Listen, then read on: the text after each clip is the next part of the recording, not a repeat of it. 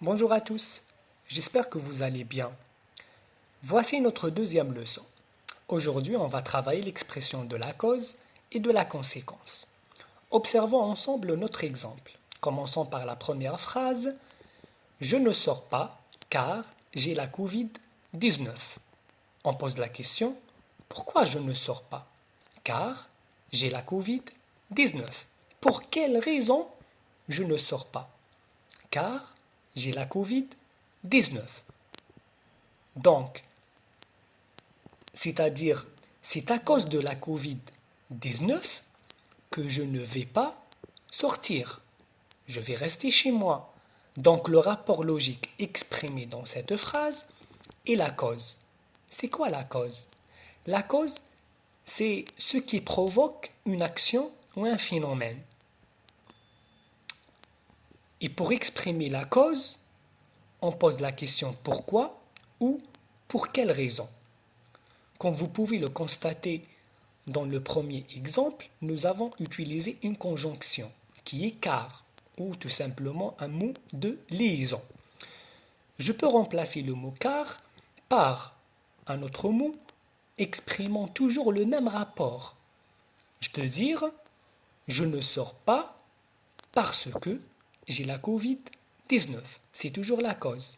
Comme j'ai la Covid-19, virgule, je ne sors pas, etc.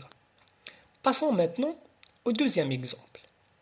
J'ai la Covid-19, donc je ne sors pas. J'ai la Covid-19, donc c'est quoi le résultat? Le résultat, c'est que je ne vais pas sortir. Donc là, le rapport logique exprimé dans cette phrase est la conséquence. Et c'est quoi la conséquence?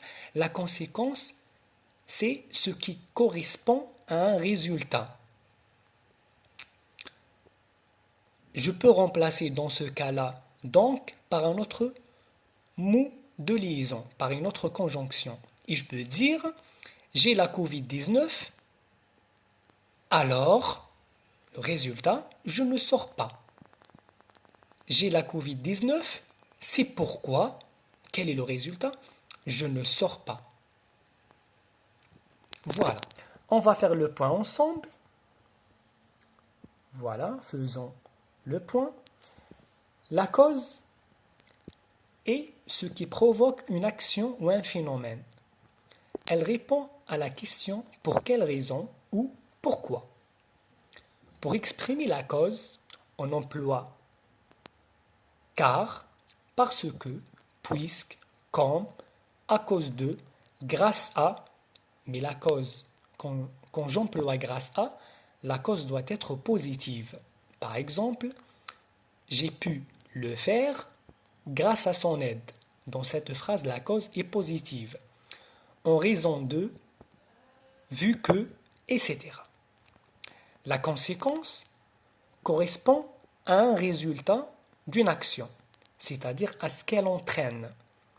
Pour exprimer la conséquence, on emploie donc, alors, c'est pourquoi, par conséquent, du coup, c'est bien que, de sorte que, etc.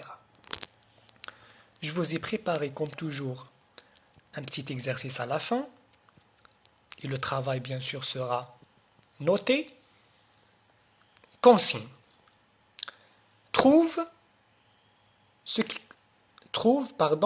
qui exprime chacune des phrases qui suivent, la cause ou la conséquence.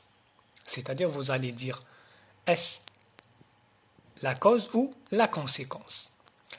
Il fait si froid que je préfère rester chez moi ce soir. Deuxième phrase, j'ai pu le faire grâce à son aide. Troisième phrase, elle est devenue agressive au point que personne n'ose lui parler.